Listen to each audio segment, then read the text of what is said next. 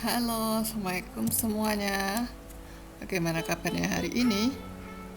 Tetap sehat dan semangat ya dalam belajar di rumah.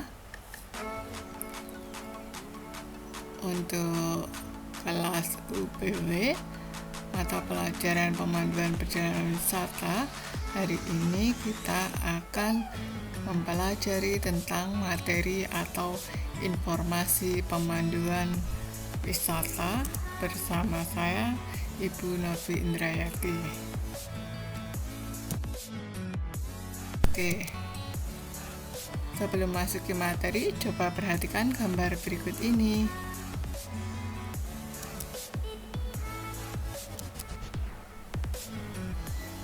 Nah, silahkan Ananda semuanya mencoba menganalisis atau menjawab pertanyaan berikut ini di dalam hati atau boleh coret-coret di bukunya. Yang pertama, apa yang mereka lakukan? Mereka ini siapa ya? Ya, mereka adalah pemandu wisata.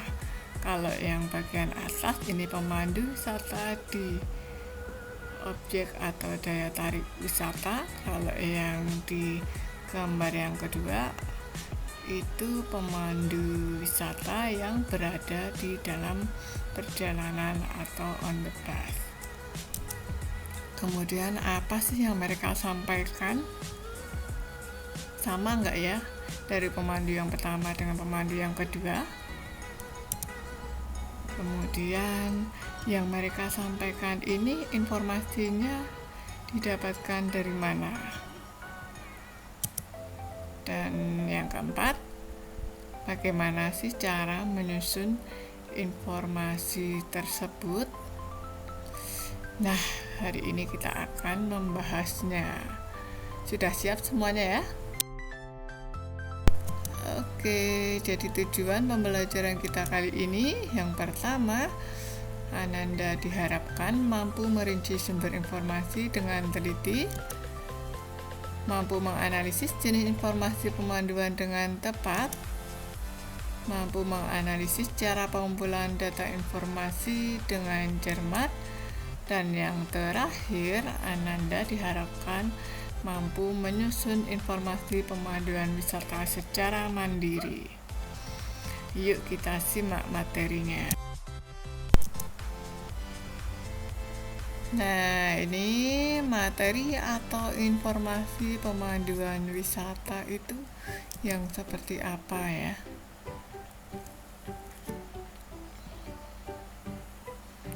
Jadi materi atau informasi pemanduan wisata ini adalah semua hal atau semua informasi yang disampaikan oleh pemandu kepada wisatawan. Nah, keberhasilan pemanduan ditentukan oleh sejauh mana persiapan yang telah dilakukan seorang pemandu dalam mengumpulkan data atau informasi untuk persiapan harus benar-benar akurat dan dapat dipercaya. Nah, ini pemandu wisata jangan sekali-kali berbohong ya, walaupun maksudnya ingin memuaskan wisatawan. Bila ternyata di antara wisatawan ada yang mengetahui secara pasti dan benar, akan dapat menjerumuskan pemandu itu sendiri. Nah, tugas dari pemandu itu adalah memberi informasi dalam lingkup tertentu. Jangan mencoba menciptakan adu argumen dengan wisatawan. Jadi, seorang pemandu ini benar-benar dituntut untuk tidak emosional, karena watak atau sifat dari para wisatawan ini berbeda satu dengan yang lainnya. Jadi ingat ya, tugas dari seorang pemandu wisata adalah menyampaikan informasi kepada wisatawan. Tentu saja informasinya yang valid, yang akurat.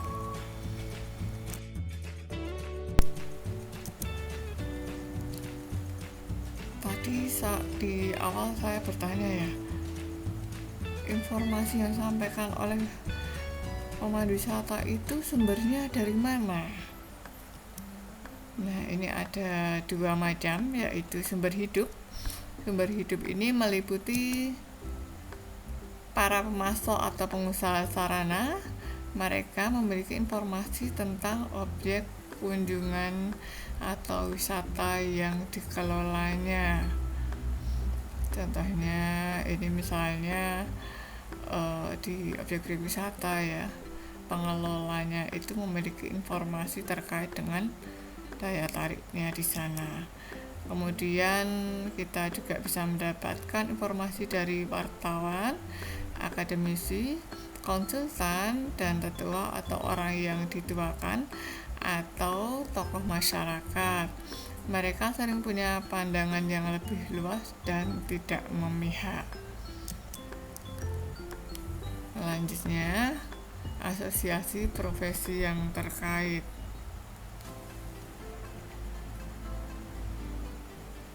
Kemudian ada internal customer, contohnya pegawai atau karyawan dan teman sekerja dalam suatu sistem manajemen perusahaan.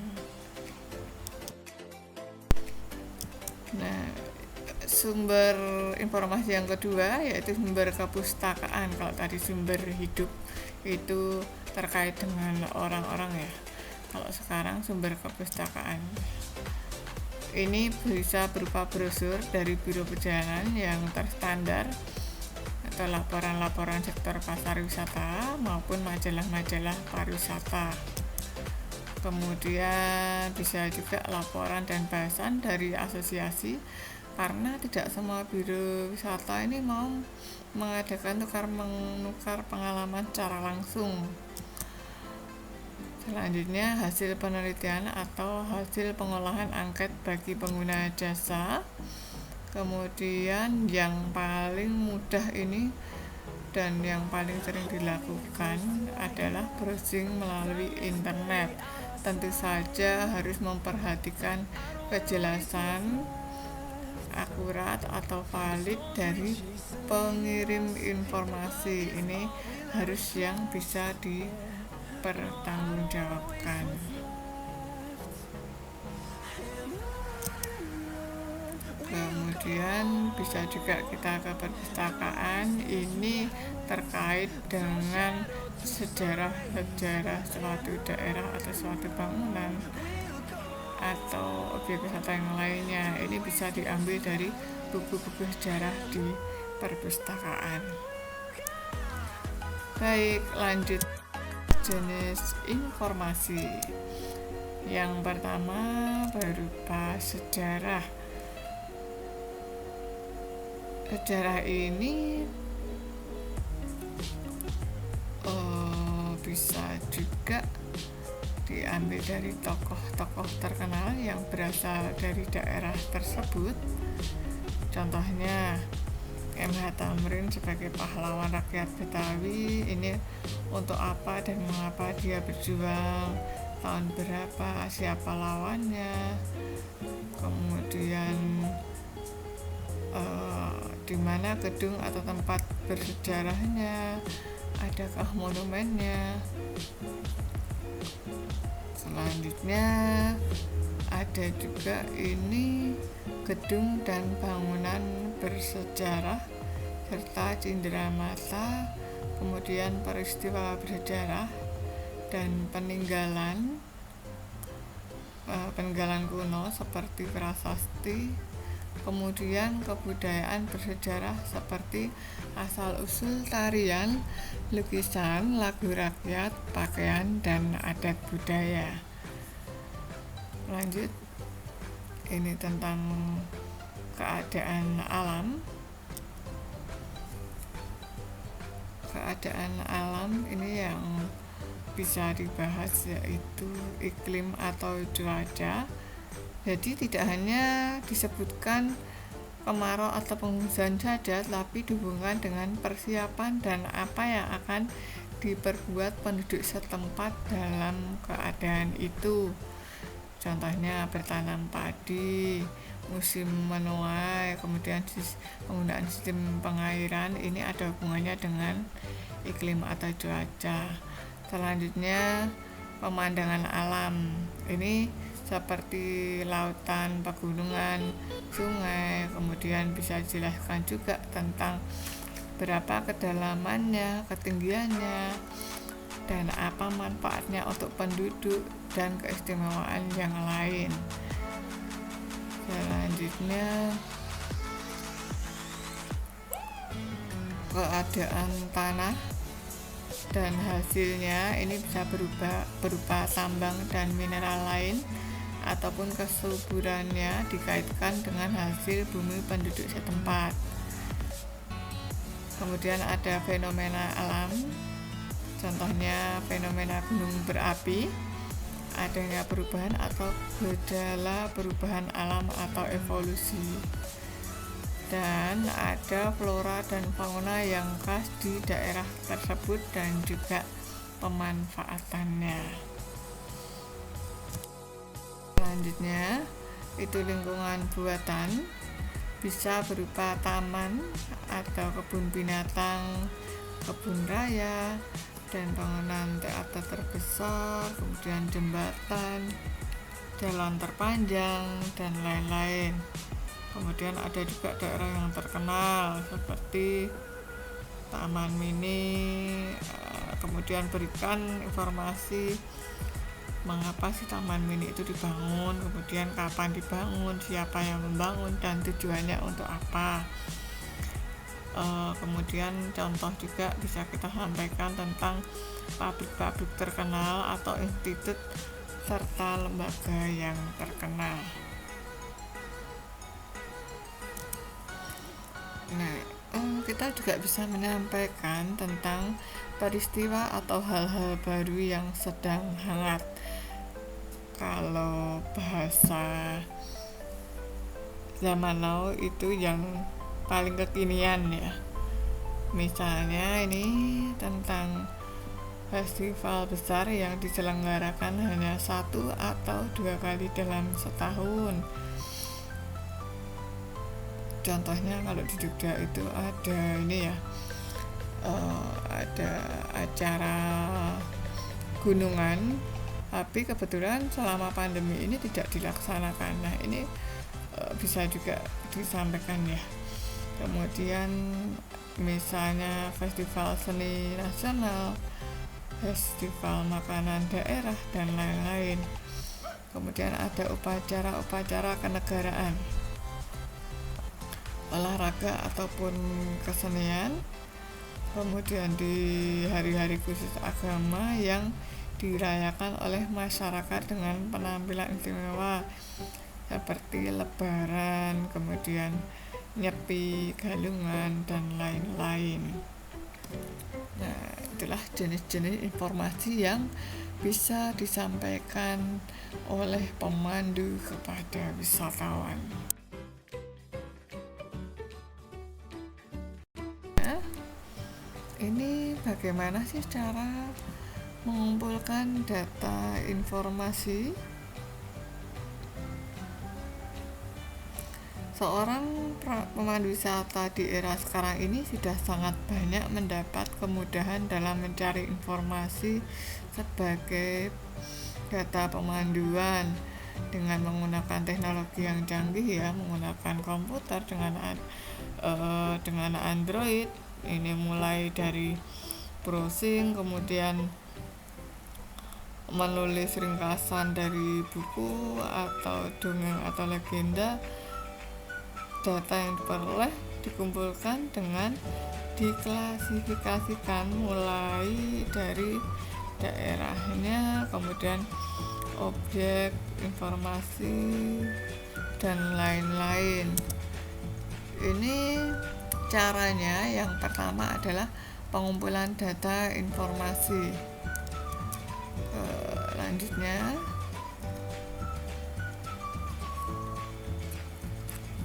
mengidentifikasi sesuai dengan keakuratan data. Lanjut memilah informasi, mencatat atau menulis dalam file, kelompokkan dalam satu folder sesuai dengan urutan klasifikasi.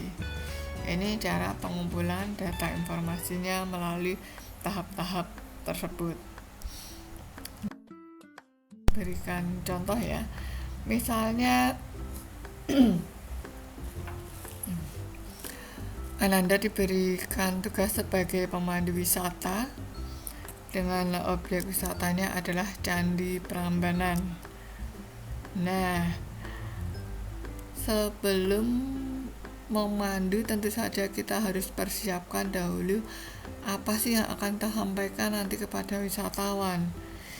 Nah, ini bisa ya, kita susun dulu apa yang akan kita cari. Ini misalnya lokasinya, jarak tempuh. Lokasinya itu Candi Prambanan ada di desa apa, kecamatan apa, kabupaten mana, dan provinsi mana. Kemudian jarak tempuhnya ini misalnya kalau dari Yogyakarta International Airport ini berapa jauh, dari Adisucipto Airport berapa jaraknya, dari terminal atau dari stasiun kereta api itu berapa jarak tempuhnya. Kemudian aksesibilitas itu bagaimana cara wisatawan bisa menjangkau Candi Prambanan, misalnya dengan menggunakan bus atau menggunakan kendaraan umum atau kendaraan pribadi dan sebagainya. Kemudian kita juga akan menyampaikan sejarahnya, kemudian luas kawasan dari objek wisata Candi Borobudur. Bisa juga kita sampaikan ukuran candinya, masing-masing candi itu bagaimana secara fisiknya seperti apa, dan juga menyebutkan kondisi alam sekitar, fenomena yang pernah terjadi, kemudian aktivitas apa sih yang bisa kita lakukan di sana, kemudian apakah ada pagelaran atau event yang diselenggarakan di sana, kemudian makanan khasnya itu apa jika mau membeli buah tangan atau oleh-oleh, dan souvenir khasnya itu apa. Bisa juga kita informasikan harga tiket masuknya, atau mungkin ada informasi-informasi lain yang akan disampaikan kepada wisatawan. Nah, jangan lupa informasi tersebut akan dapatkan dari mana saja. Misalnya kita browsing dari internet yang sumbernya itu sudah valid dan akurat, atau mungkin dari buku sejarah ya, karena ini Candi Prambanan ini merupakan salah satu materi dalam sejarah, atau bertanya kepada tokoh masyarakat dan lain-lain. Nah, informasi-informasi tadi itu dicatat atau diketik. Dari awalnya itu hanya inti-intinya saja, kemudian kita kembangkan menjadi kalimat-kalimat dan juga disusun menjadi satu kesatuan materi pemanduan wisata. Sudah terbayang ya. Jadi intinya begini, untuk materi pemanduan wisata ini adalah materi atau informasi yang disampaikan oleh pemandu wisata kepada wisatawan. Kalau Ananda pernah melakukan perjalanan wisata atau tur, atau mengunjungi sebuah objek wisata dan kemudian Ananda dipandu oleh seorang guide atau pemandu wisata, maka ini akan terbayang ya, apa sih yang akan, atau apa saja sih informasi yang disampaikan.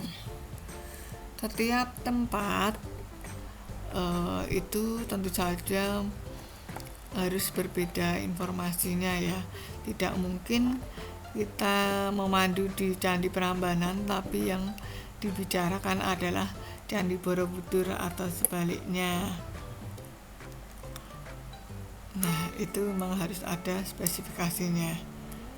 Seperti yang di awal tadi, kita memandu di dalam bus itu informasi yang disampaikan itu tentu berbeda dengan kita memandu di objek wisata langsung. Nah, untuk persiapannya agar informasi itu yang kita sampaikan itu memang secara matang atau sangat bagus, maka kita harus menyusun materi pemanduan ini. Baik, sudah paham ya sampai di sini? Kalau misalnya ada pertanyaan boleh silakan tanya ke saya atau boleh di grup kelas. Nah, untuk tugasnya yaitu kita praktekkan. Susunlah materi pemandu wisata secara mandiri. Nah, apa sih yang akan informasi apa yang akan disusun atau tentang apa, pemanduan tentang apa, ini nanti akan saya sampaikan di Google Classroom. Jadi setiap orang nanti kemungkinan akan mendapatkan materi yang berbeda. Oke ya. Di sini penjelasan dari materi informasi pemanduan wisata. Semoga mudah dimengerti dan juga bermanfaat bagi Ananda semuanya. Jangan lupa ya, tetap semangat belajar, jaga kesehatan dan patuhi protokol kesehatan dimanapun Ananda berada. Terima kasih dan Assalamualaikum warahmatullahi wabarakatuh.